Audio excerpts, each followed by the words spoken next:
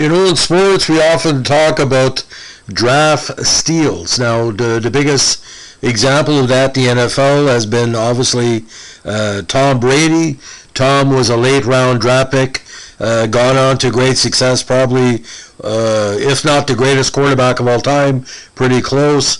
But on a lower level, this player helped the Calgary Flames to two Stanley Cup championships, two Stanley Cup finals, one Stanley Cup championships.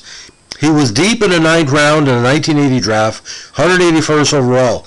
And if somebody would have told me at the time, probably the guy that was the most responsible for knocking off the Habs in '89 on the offensive side in the playoffs would be this guy 9 years before, I would say, well, where did he get this from?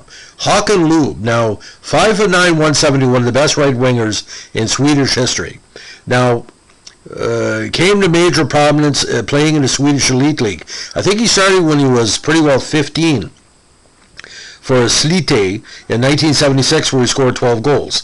Then he started playing for Romaskloster, Karlskrona for a couple of seasons, and then his major team, Karlstad.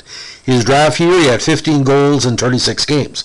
Now, prior to being drafted, he had a very strong campaign on the World Juniors, won 2 bronzes in 79 and 1980, won bronze at the European World Juniors, European Juniors, and he was an all-star first team at the World Juniors in 1980. Now, after being drafted, a lot of people thought he was going to be ready in a couple of seasons, and sure enough, that's what happened. Now, he was, again, from the 81, 82, and 83 season, he put up nearly 100 goals in a regular season, but his big campaign, he was 83. He had 76 points in 36 games, including 42 goals, and 14 points, including 10 goals in 8 playoff games. Now, he first came to major prominence with Calgary in a very key game against Vancouver early in the 83-84 system. Now, number 12 was all over the ice, great playmaker, pointy game pace, but overall, like I said, an outstanding two-way player. Can play offense, play defense. Now, major awards for Calgary is quite a few. Like I said, helped Calgary the 89 Cup over Montreal, made the Cup final in 86. He was an NHL All-Star first team in 88 for Calgary. All-Rookie in 84, again for Calgary. He was Calgary's Molson Three Stars leader in 86 and 88. He had 5 hat-tricks for Calgary in the 88 season. He had a 100-point season, and the big campaign, of course, 88, where he scored 50 goals. He led Calgary in points in 88, and led Calgary in goals in 85 and 86. Now, he was Calgary's playoff points and goals leader in the mid-1980s. Now, the big game for him, which drew a lot of prominence, he scored 5 goals for Calgary in an 83 preseason game versus of all squads Team Canada. He also scored a Calgary's first NHL game, past Richard Brodeur at 5:02 in the first period. Now,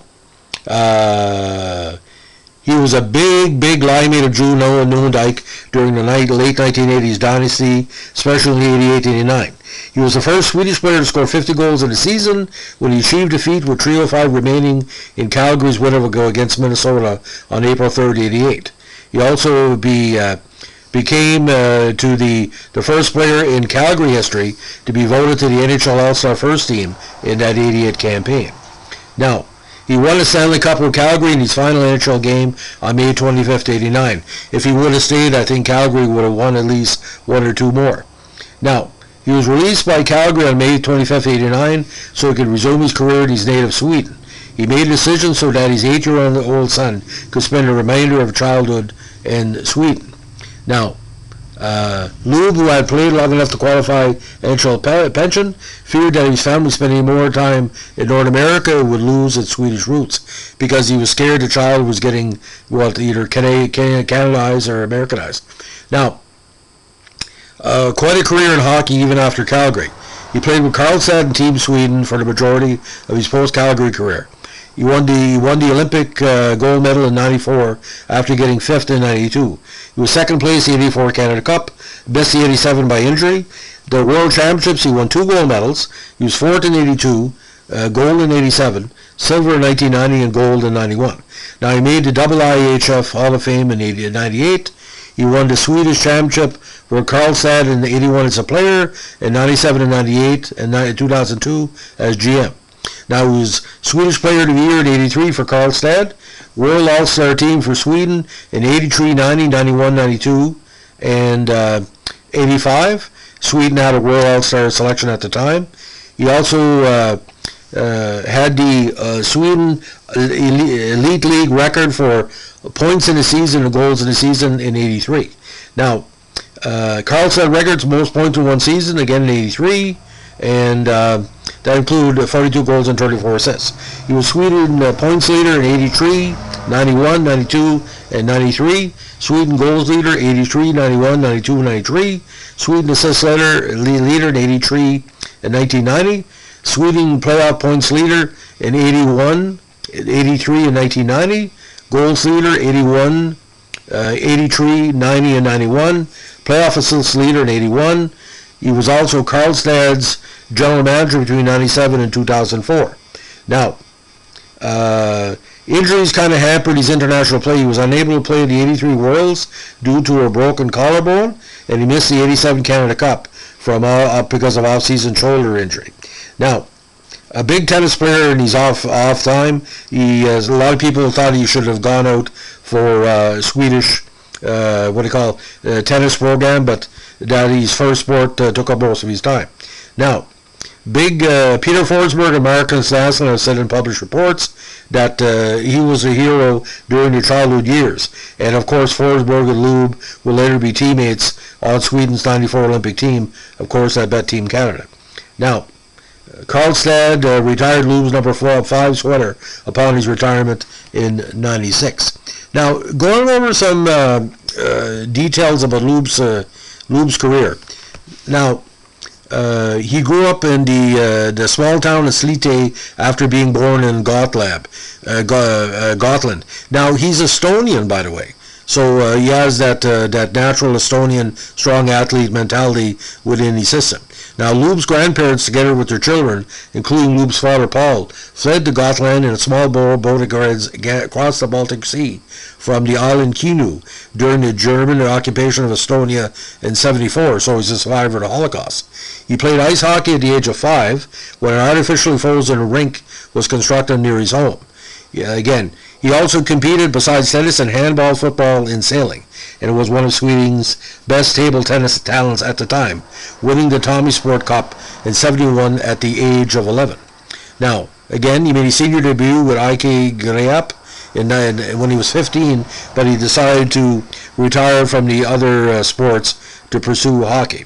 Now, with Calgary, of course, this was a big squad. He had a lot of big talent. And general manager Cliff Fletcher once referred to him as the Wayne Gretzky of Sweden. I wouldn't go that high. I would say he's the Mark Messi of Sweden, because Loob was more of a goal scorer, like Messi was. Gretzky was more of like a two-line playmaker, but Loob didn't have the size to play two lines, even though he tried it for a little while.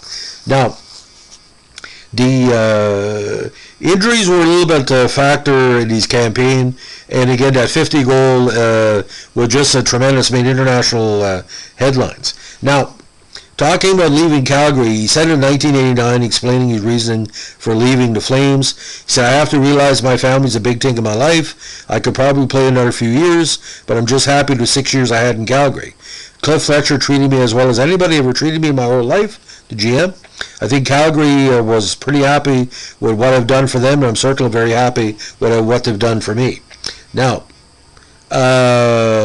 this happened. The '89 Cup was quite interesting because Loob made it apparent he was going to leave Calgary that year. So it was extra motivation, I think, and once he played Montreal, especially after Game 3, where Montreal had won on a Walter overtime goal, that he really took it seriously. Now, when he returned to Falstad again, he continued with the great records. Anyway, talking about the international side too, when he skated at the World Juniors in '78, we knew he was going to get a major talent. Now, I don't know why Calgary and only a couple of our teams were scouting him, but to get somebody that available. Now, he decided again to stay in Sweden to improve his skills, and coming over at age 24, I think it benefited him. Now, his unveiling came at the Canada Cup in '84, where he had 10 points in 8 games and was second on team scoring, one behind Kent Nielsen. And of course, as you know, he lost to Canada in the final. Now, the '87 Worlds, again, he had a nice results, and it was for Sweden's first world title in 25 years. He made, again, 2 additional world title appearances, with a silver in 1990 and a second gold in '91. So the Three Corners, what they call dynasty of the late '80s, early '90s, he was a big part of that. Now, again, Olympic gold as well, and of course they bet Canada in the shootout. Loob was a big part of that, with Forsberg, of course, beating Canada on that overtime goal, which of course turned into a major stamp and painting for all the Swedish fans. Now, by virtue of winning the gold medal at that event, Loob could join teammates Mats Naslund and Thomas Jansson to become the first 3 members of the Triple Gold Club as winners of a Stanley Cup, a world title, and an Olympic championship. And again, because of this, the IAAHF induction. Now, the best way to describe Loob's style is that he was protective of his style. He was not scared to back. He would never back down. Very opinionated on the ice against the referees, the opposing players, and he was a strong teammate. He'd tell his fellow players what needed to be done in key situations. Now, according to Fletcher, he was a strong skater with a dazzling technique. Now, former linemate Noondijk said Loob was a key reason for his own early success in the NHL. He just had such a great amount of skill. He could do things none of the rest of us could. The luckiest thing that happened to me was getting put on Loob's line my first full year at Calgary. He helped me so much, starting my career the right way, a big reason why I scored 50. Noondijk added that Loob could put pucks in areas, make plays nobody else would dream of. Like I said, very comparable to the Mats Naslund. Now, just to recap on the international side, again, World Junior 2 bronze in 79-80, World Championships, gold 87-91, silver 1990, and Olympics in 94. Bad for Canada, but good for Sweden, the gold in Lillehammer. Now, his older brother Peter also was a hockey player, played for Quebec a little while. He played together with Farstad, and again, Peter appeared in 8 games for the Nordiques. Now, he and his wife Marie have 3 children, including Nicholas and Isabel. Now, the children are why the family chose to return in Sweden in '89, and Loob also always intended to return home following his playing days, but felt that Hanik's assimilation in North American culture was problematic. And again, he said he wanted his family to grow up in Sweden. Now, as of this presentation, he's the head of European scouting for the Flames after resigning as president of hockey operation for Farstad. Now, again, in the Swedish Ice Hockey Hall of Fame in 2012, and there's also something called the Hakan Loob Trophy from the Swedish Senior League, which is awarded to the league's top goal scorer, in honor and of the course of Farstad retiring his number 5. Now, the Farstad again won the Swedish champion in '81. He won the Golden Puck Swedish Player of the Year in '83. Numerous awards. So we're going to look at this at the key awards again. Double IHF World Under 20 Championship Tournament All-Star in 1980. Player of the Year in Sweden in '83. Most Valuable Player as voted by the players in '91-92. Swedish World All-Star Team '83, '85. 90, 91, 92. All-Rookie Team in the NHL in '84. First Team All-Star '88. Viking Award winner, top Swedish player in the NHL. Stanley Cup finalist '86-'89. Winning in '89 and Molson Cup in 1986. Most 3-star selections at the end of the game. That's the Molson Cup is giving individually to all the Canadian teams. Now, here's a $1 million question. Does Hakan Loob deserve to be in the Hockey Hall of Fame? I would think if you ask every European media member, they would say yes. Canada would say yes. I really think Hakan Loob deserves that because you look at, is he a top 5 Swedish player of all time? No. Is he top 10? Yes. That alone should get him in there. I basically believe that without Hakan Loob, the NHL would have been a lesser place. Calgary would have not made those 2 Stanley Cup finals. Mats Naslund, it took the pressure on Mats Naslund and the other Swedes that were already there, including Börje Salming. And when he arrived, just like the Finns arrived before, and the Stashi's arriving as well, it was the 1980s European explosion in the NHL, where the best of Europe were finally given a chance to play in the NHL. And it wasn't easy playing in Calgary, ladies and gentlemen, because you look at the Western Conference squads you're playing against, including Winnipeg, including Edmonton. But Hakan Loob, I saw a game against Edmonton. I'm not joking. Gretzky and Loob had the same amount of shots in the game, and he was better than Gretzky in that game. That's why Fletcher said he was Sweden's Wayne Gretzky. He wasn't as good as Gretzky, but like the old song goes, I don't have to be good as I once was. I just have to be good once. And 1986 in Game 7, I saw Loob play an awful strong defensive game, where he took the lead after Steve Smith's own goal. And Hakan Loob, ladies and gentlemen, one of the greatest players that a lot of people don't remember, but I do. So this is a shout out to our good friend Andrew Lippert for making the suggestion. Thanks for listening. Bye.